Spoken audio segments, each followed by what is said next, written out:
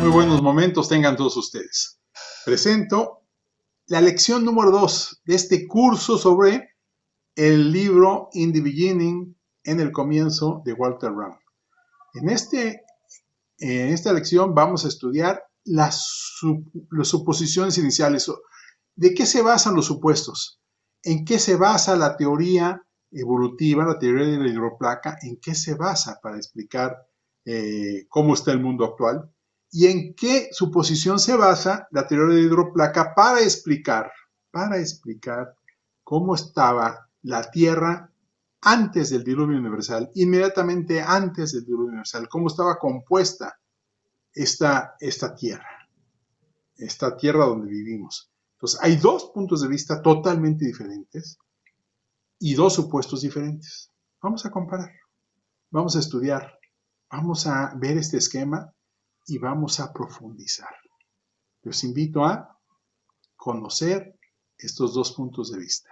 Gracias. En este video vamos a ver los presupuestos de las dos teorías, de la teoría de la tectónica de placas o de la evolución química geológica y la comparación entre la teoría de la hidroplaca. Vamos a ver las condiciones iniciales que prevalecen para cada una de ellas. Cada una presupone situaciones diferentes. Entonces vamos a hacer este resumen de estos presupuestos iniciales. Empezaremos con la teoría de la evolución química y o geológica. Y esto nos va a permitir avanzar para entender después las dos teorías.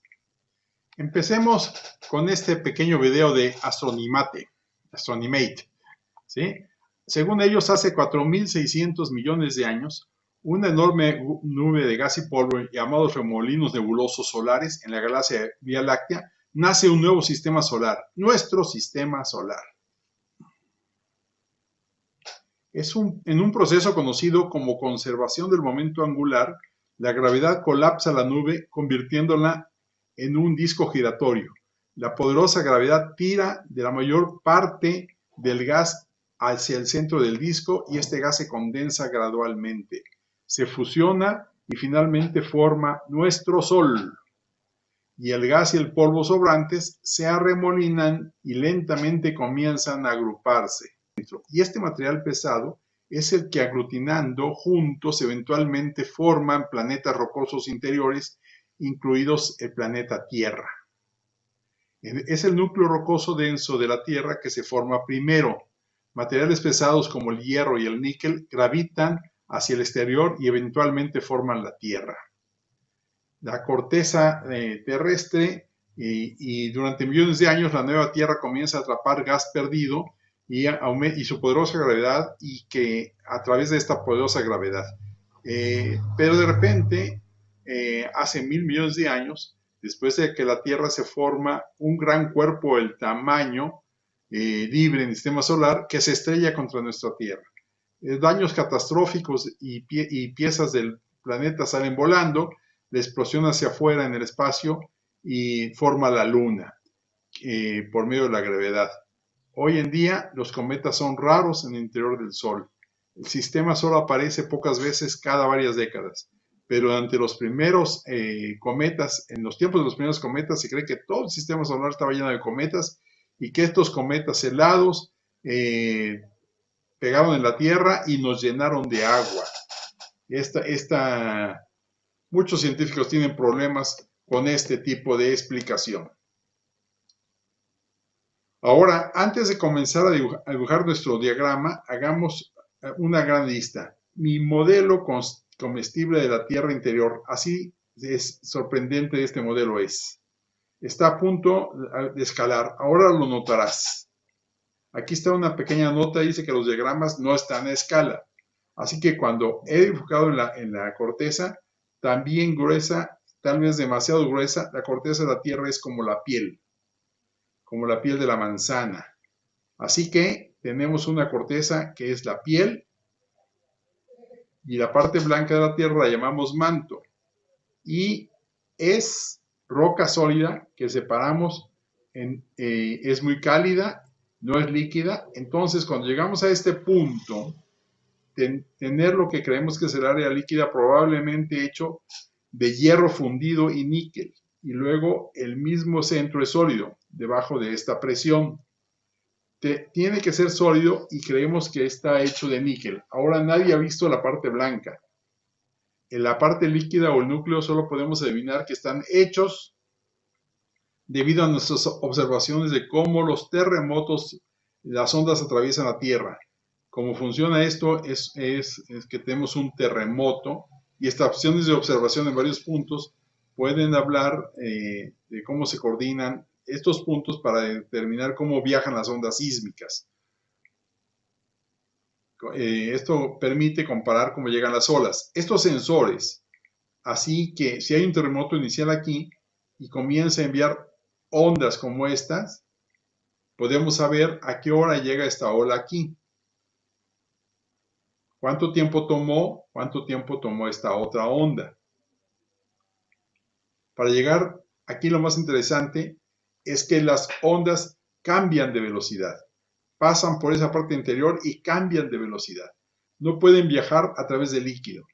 Si falla, pero luego este chico dice aquí que la onda nunca me alcanzó y luego por aquí las ondas van así.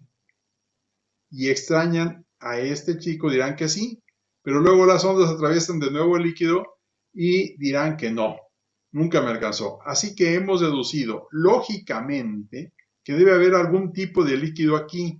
Entonces, ¿a qué distancia de la Tierra hemos podido perforar con este modelo? Ni siquiera se hizo a través de la piel, que ni siquiera hemos llegado hasta el final, ni siquiera hemos podido atravesar la piel. Así que tienes lápices de colores a la mano, puedes hacer un ejercicio. Puedes agregar un poco de color, si no, simplemente escríbelo. El color rojo permite decir que ese es el núcleo de la Tierra, ¿sí? Encima, luego voy a usar un color más intenso para describir el núcleo externo. Entonces tenemos el núcleo interno, luego el núcleo externo. De nuevo, pasamos después a dibujar el manto. Entonces el núcleo externo, que es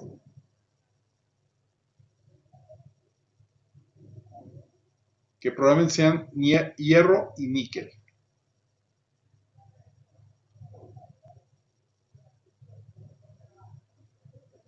Entonces es el núcleo interno.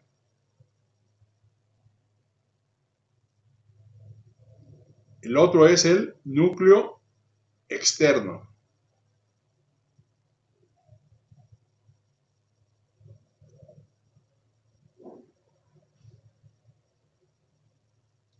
Y este sería el manto de la Tierra, ¿sí? Ese se enfrió durante mucho tiempo y es básicamente una gran bola de roca derretida según la historia que nos contaron. Y a medida que se enfriaba, las cosas más pesadas se hundían en el centro. Ese es el manto, piedra fundida. Y las cosas más ligeras quedan en el exterior. ¿Sí? La gravedad jaló a los elementos más pesados hacia el centro. Supuestamente, durante millones de años, se fueron hundiendo cada vez más hacia el centro de la Tierra los más pesados. Podemos ver que esto no es cierto. Sí es cierto que hay elementos de hierro y níquel en el núcleo, que son elementos más pesados. ¿Por qué? Pero hay elementos bastante más pesados en el exterior. Así que ya sospechamos de esto, de esta teoría. Así que lo que se llama el manto, tal vez este punto les muestre nuestro punto de vista. Hay otro modelo que se puede manejar. Voy a alejarme un poco de aquí. Este es un postre llamado pastel imposible. Y puedes ver que va a tener una especie de costra en el fondo, como la mayoría de los pasteles lo hacen, y luego parece un poco de relleno y una especie de cobertura de coco, y en este lado he agregado algunas pasas y algunas papas fritas, terminaron en la parte inferior. Ahora, la razón por la que les muestro esto es para que veamos la historia del video, en este video. Lo dejaré en el borde de la historia y donde comenzó una gran desastre y luego se enfrió durante mucho tiempo. Ahora, así que mi gran lío caliente estaba en la licuadora. Solo puse harina, huevos, leche, azúcar, vainilla y cocoa. Y acabo de mezclarlo con la licuadora. Así que fue un gran lío. Todo estaba mezclado, todo estaba revuelto. Yo vertí en un plato y luego agregué las pasas más tarde y de hecho el coco lo mezclé básicamente después. Seguidos totalmente triturados. Así que básicamente todo estaba mezclado y luego lo vertí en mi sartén.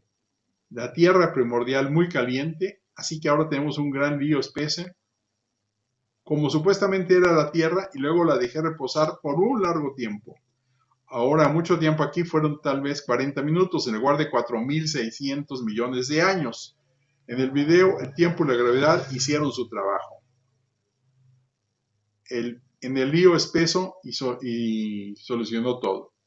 Y todo esto terminó en la parte superior debido a la harina, terminó en la parte inferior, haciendo costra. Todos los huevos y la leche terminaron en medio y acabaron todas las pasas y papas fritas en la corteza, en la parte inferior, cosas más densas. Las cosas más pesadas se hundieron y las menos densas flotaron hasta la cima. Y esto es exactamente lo que están diciendo que sucedió aquí. En el elemento pesado se hundió en el centro.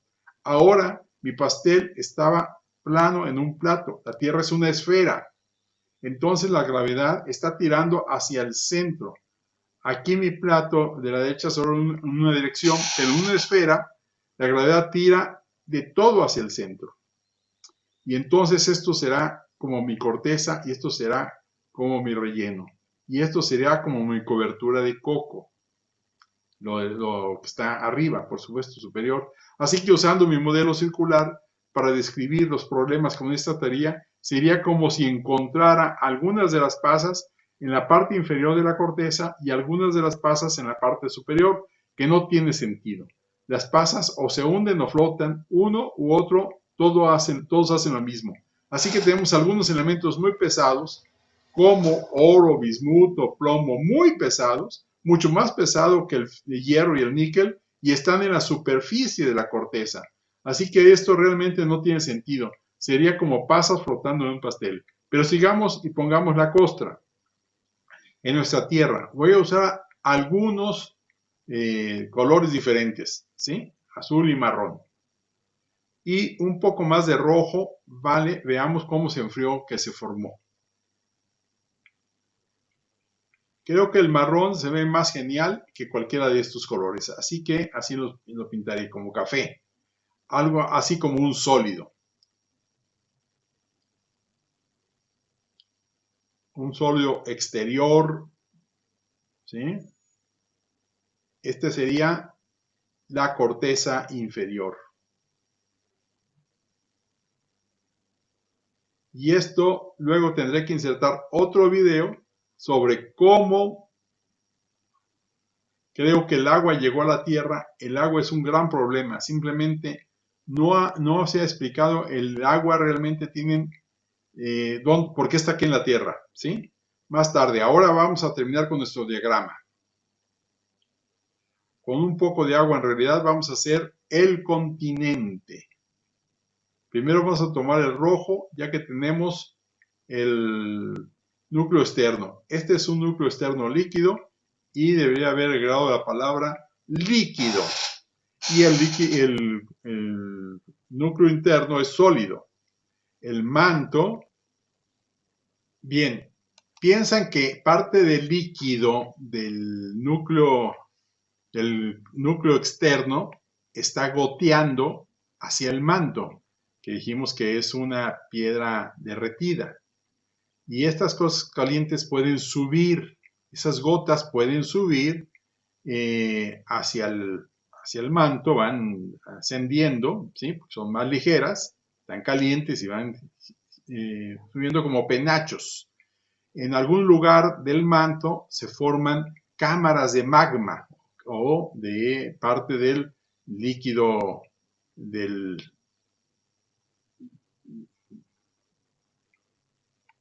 la corteza exterior. Y entonces suben y de repente pueden llegar y fracturar la corteza, pasar el manto, fracturar la corteza y salen como magma, como volcanes. Y se convierten de hecho en rocas basálticas, como esta que estamos viendo aquí. Esta roca basáltica pues, es piedra enfriada, es lava enfriada. ¿De dónde vinieron los continentes? Se cree que es continentes, esa corteza vino de ese basalto que se puso aquí de color café. Todo eso es basalto que está en la base de la corteza, que es lava fundida. Y estos siguen burbujeando y salen los volcanes. Entonces esta es la corteza muy gruesa, bueno, gruesa en comparación con lo que nosotros vemos, pero muy delgada comparada con el tamaño de la Tierra.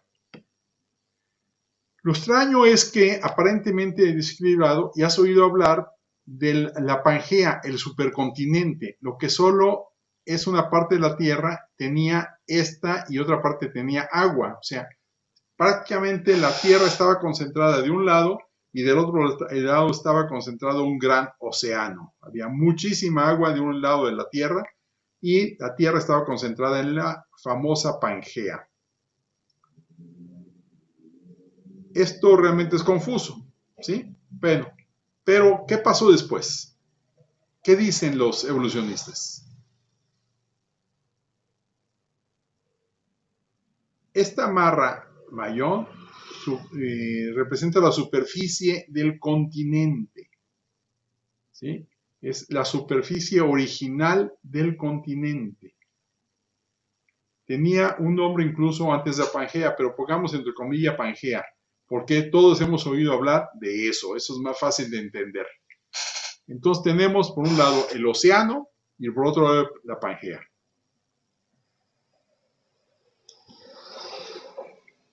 ¿Qué pasó?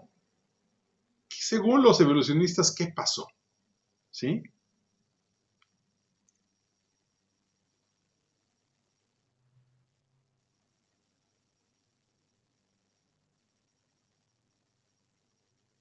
De acuerdo con los demás, llegó una lluvia de asteroides o de meteoritos del espacio exterior.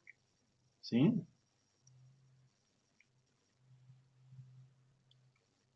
Veremos una pequeña teoría sobre el origen del agua y luego escribiremos esto. ¿Sí? Ojo. ¿Por qué el agua en la Tierra es totalmente diferente de todo el sistema solar? Porque aquí hay 70% de agua en la superficie terrestre. ¿Sí? Porque la historia dice así: nuestro sistema solar se formó en una gran nube de polvo y gas y la densa mancha de gas se encendió el Sol para formar lo que es el Sol. Como estrella joven y con su viento, esta corriente, las partículas empujaron la nube de gas restante, dejando solo partículas sólidas para agruparse en rocas que finalmente conocemos como los planetas interiores rocosos. Y aquí está el problema. ¿Dónde llegaron el agua?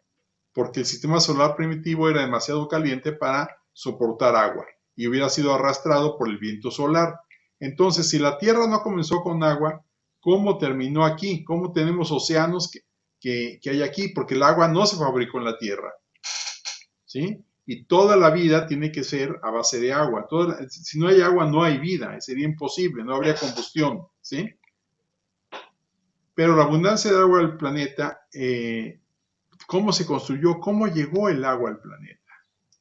Desde lejos, a través de cometas, el sistema solar donde estaba lo suficientemente lejos del Sol, las bolas de hielo sucias que llamamos cometas son agua, pero que fueron descartadas cuando descubrimos que son más ricas de hidrógeno pesado que el agua de la Tierra, así como un protón en su núcleo por cada millón de átomos de hidrógeno. El agua en la Tierra es mucho más pesada que el agua de los cometas, ¿sí? El agua de los cometas es mucho más pesada que el agua de la Tierra, que tiene deuterio. Entonces, ¿de dónde vino el agua? La clase de meteoritos o meteoroides tienen condritas carbonáceas, contienen agua y mucho carbono.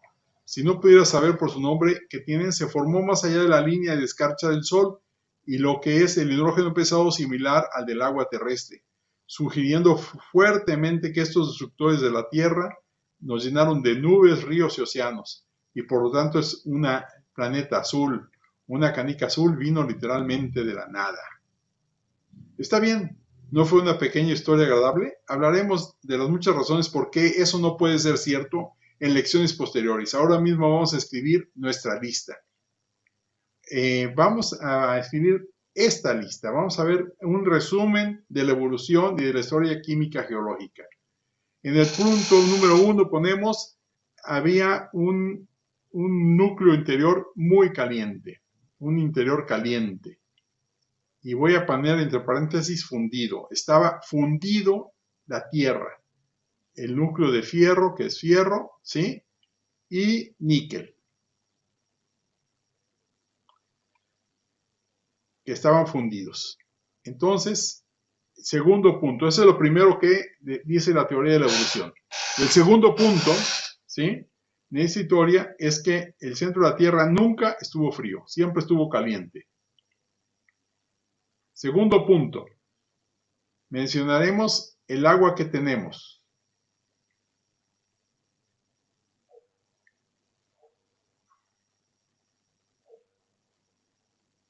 El agua en la superficie solamente, y esto es un punto muy importante, debajo de esta capa marrón, porque piensan que el agua proviene del espacio exterior, que no hay nada de agua al interior de la Tierra, y golpea la Tierra para que esté solo en la superficie, o sea, el agua viene del exterior.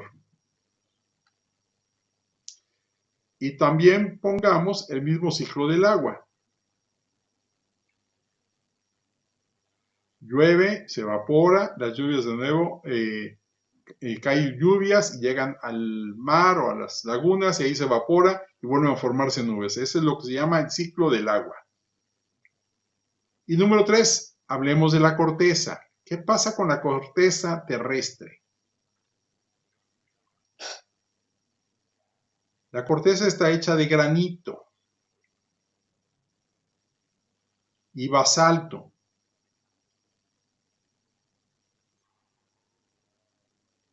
Número 4.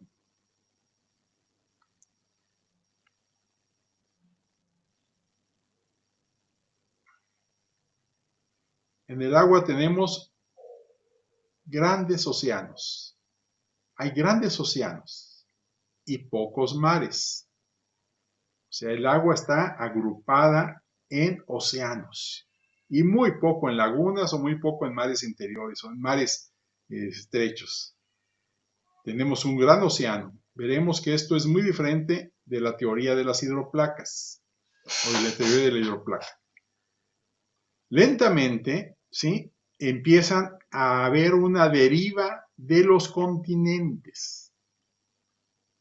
Empieza a haber deriva de los continentes. Y finalmente llegan hasta donde están hoy, caminando más o menos unos 2.5 centímetros por año. Y hay 6 lotes o 6 núcleos de volcanes, ¿sí? O agrupamientos de volcanes, ¿sí? Que están creando los continentes. Probablemente haya 7. Hay muchos terremotos, muchísimos terremotos. La Tierra es un lugar muy inestable y el número de 8 asumimos en este que hay radioactividad inestable. Número 8 es, existe radioactividad.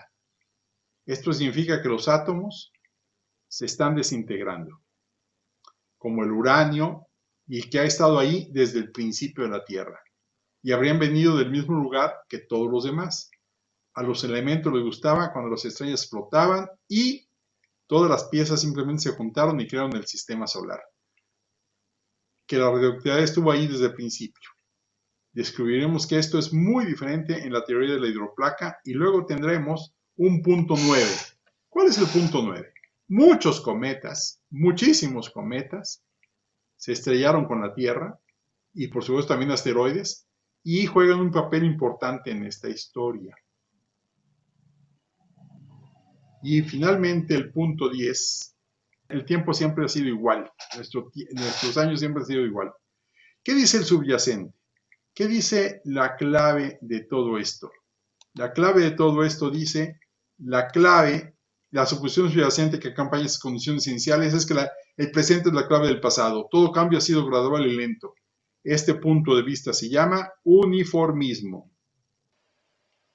Y ahora vayamos a la otra teoría. Vamos al otro lado, la teoría de la hidroplaca. Vamos a ver qué nos dice esta situación. Entonces, hay un modelo hecho en plastilina que nos puede servir muchísimo. Una espuma de poliestireno. ¿Sí? Esta es una plastilina rodeada de plastilina azul y una capa de arcilla color marrón. Entonces, le puse encima esto para entender que son los océanos. Entonces, el azul significa los océanos y el centro significa lo que ahora es el núcleo y manto, ¿no? Era básicamente roca sólida, ligeramente cálido, que no sabemos cuánto tenía, pero estamos especulando que probablemente se derritió como lo está hoy. Así que la parte que más estaba cerca de la superficie estaba definitivamente fría, era una roca fría. Entonces había una agua fría, una agua adentro, ¿sí?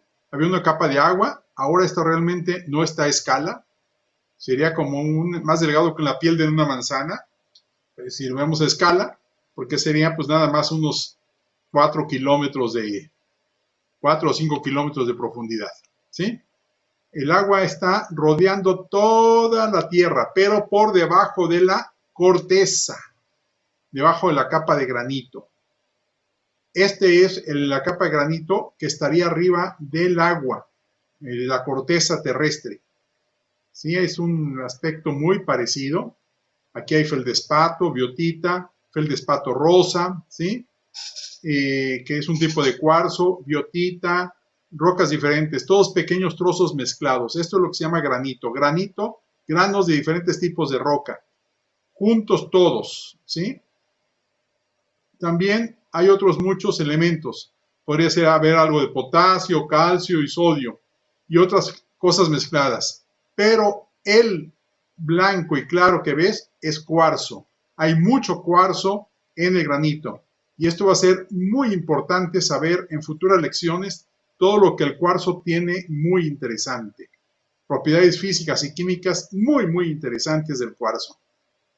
Así que ahora necesitamos hacer un modelo como este. Este modelo nos puede mostrar la situación diferente. Entonces veamos a ver. Entonces tenemos una maceta, ¿sí? Y esta maceta nos permite ver que hay un núcleo lleno de roca, luego una capa de agua y luego una corteza, ¿sí? Resbaladiza, por supuesto, porque está sobre capa. Esa capa de granito arriba del agua es resbaladiza, como estamos viendo en este modelo de la maceta. Y posiblemente el núcleo podría rotar debajo del agua, ¿sí? Así que vamos a ver que esto es realmente inestable. Había una rotación del núcleo muy importante, ¿sí? Este sería el modelo de la hidroplaca.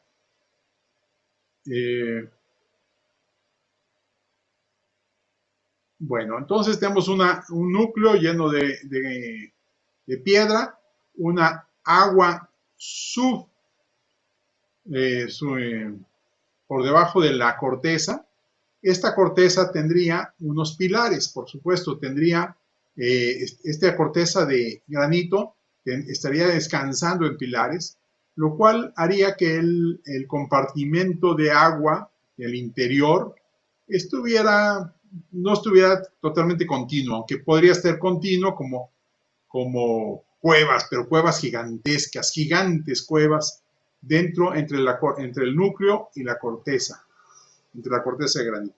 Entonces, este sería el esquema fundamental. El agua que está en las profundidades de la corteza tiene pues una gran cantidad de agua y en la corteza descansa sobre pilares. Esos pilares que vemos ahí de la corteza. Y arriba estaría el agua superficial, ¿verdad? Que se alcanza a ver en azul, encima de la corteza. Entonces estamos construyendo nuestro modelo de una manera bastante completa. ¿Sí? Entonces la corteza descansaba sobre el núcleo, sobre las rocas del núcleo, de esta manera. Este sería un esquema más o menos viable de lo que asume la teoría de hidroplaca, que era la Tierra. Así estaría la esfera terrestre. Un núcleo lleno de corteza, el agua por encima del núcleo y por debajo de la corteza, que es de granito, y en la superficie granito y otros materiales y el agua superficial de los océanos o de los lagos. ¿Sí? Entonces, este es nuestro esquema básico para entenderlo. Ahora vamos a mencionar un par de cosas. Necesito traer una luna que nos permita entender lo que está pasando o pasó antes. Entonces, para los evolucionistas la luna es un misterio, ¿sí? Entonces, no vamos a meternos con las teorías de la luna, cómo se formó, simplemente vamos a decir, ahí está la luna, ¿sí? Ahí está la luna y vamos a ver cómo trabajaba la luna con la Tierra, cómo vivía esto. La luna nos servía para hacer un calendario porque tenía un plan de 30 días. La corteza gira cada 24 horas y entonces la luna va atrayendo el agua y va generando una situación de marea. Una marea que es continua, cada 24 horas va transformando en la Tierra. Así se va moviendo la Tierra y la luna va atrayendo el agua, sobre todo, va generando una especie de marea que se levanta pues más o menos unos 4 o 5 metros. Entonces veamos cómo la Tierra al rotar sobre su propio eje va produciendo las mareas. La luna en su atracción sobre la Tierra va trayendo las mareas. Y entonces esta marea va subiendo y bajando. El agua va subiendo y bajando de acuerdo con la marea. Aquí hay un bulto un poquito exagerado, pero vamos a ver cómo se vería esta de la marea. Vean el agua, cómo sube acá y acá baja. ¿Por qué? Porque la luna va trayendo el agua, entonces el agua aquí sube cuando está cerca de la luna y baja cuando está lejos de la luna. Esto se hace cada 24 horas. Cada 24 horas hay dos sistemas de mareo, ¿sí? Marea. Por supuesto, porque gira un día a la vez, entonces hay atracción de este lado, luego atracción de este lado, luego atracción de este lado, luego atracción de este lado, entonces todo el agua va para acá, al rato gira y el agua va para arriba, entonces esta va para abajo. Entonces, este es bien interesante cómo se desarrolla el sistema de mareas Tierra-Luna.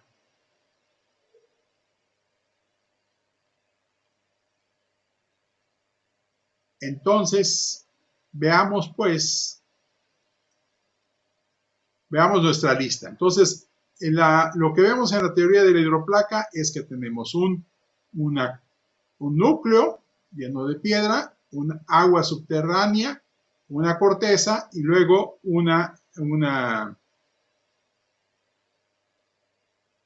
Entonces, lo primero es un núcleo interior rocoso y frío, ¿sí?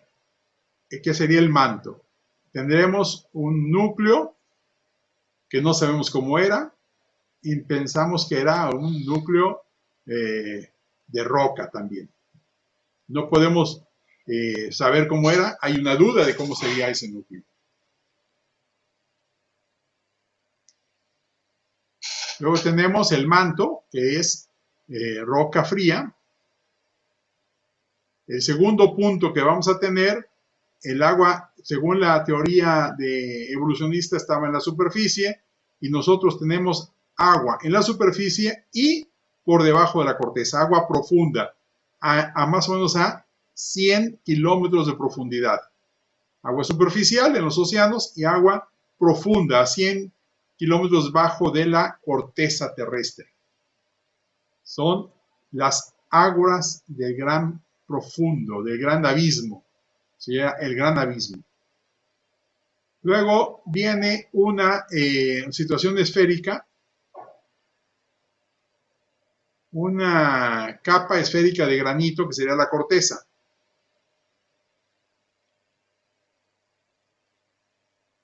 La corteza, que es esto que estamos viendo aquí en café, es similar a lo que tendría y que manejaría lo de la Pangea. Pues vamos a pintarlo del mismo color, porque es de color, por supuesto, tipo granito.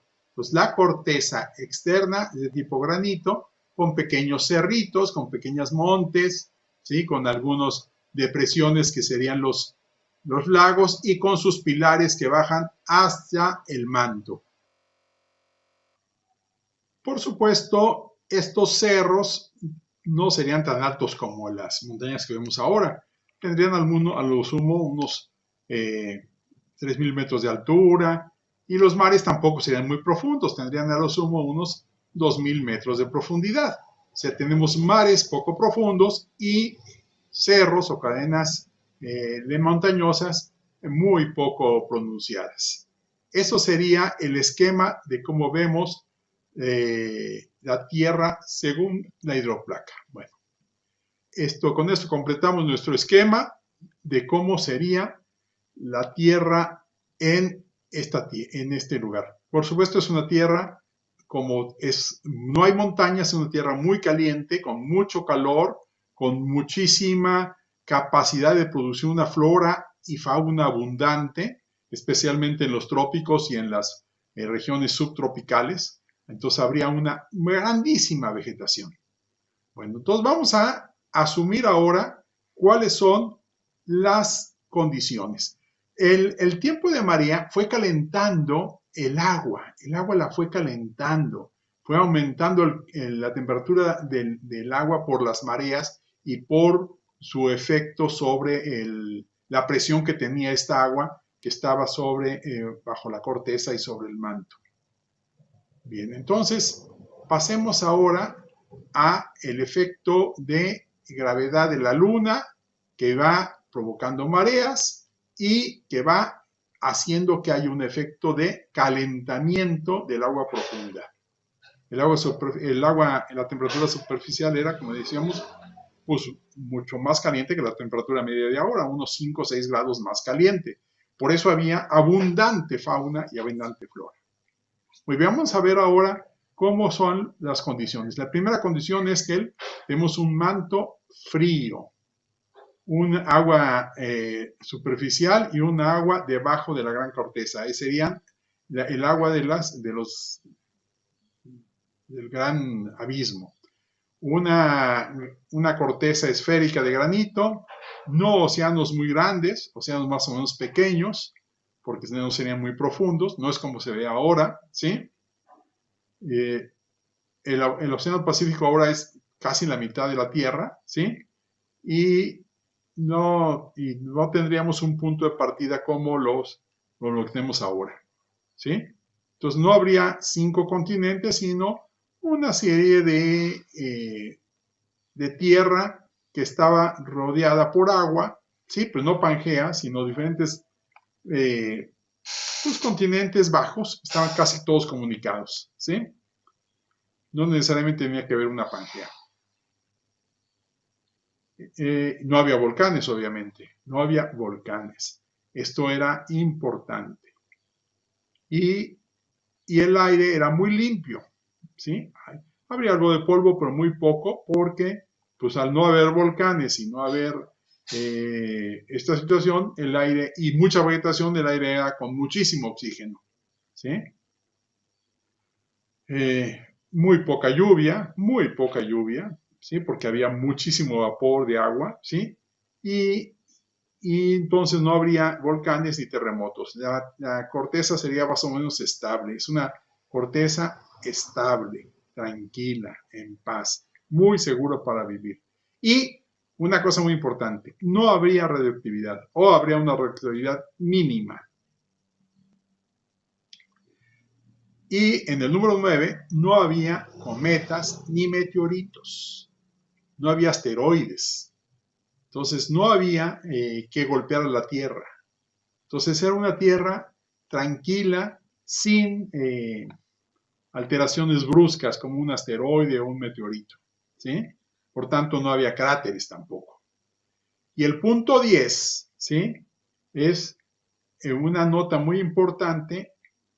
Asteroide significa astro, ¿sí? Y cometa está asociado a un desastre, ¿sí? Cometas en algo no es disaster, ¿sí? El cometa es un desastre. El desastre está asociado con meteoritos y cometas, que empezó, por supuesto, después del diluvio universal.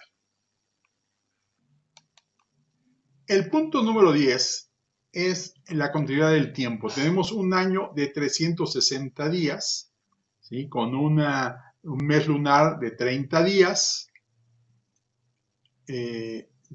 un mes lunar de 28 días, y esto nos da unas condiciones básicas que estaba el mundo antes del diluvio, ¿sí? Entonces las estaciones y todo era perfectamente contabilizado, ¿sí? 28 días del mes lunar y 360 días del año solar. Era un clima extraordinario, cálido, sabroso, muy agradable para la vida, ¿sí?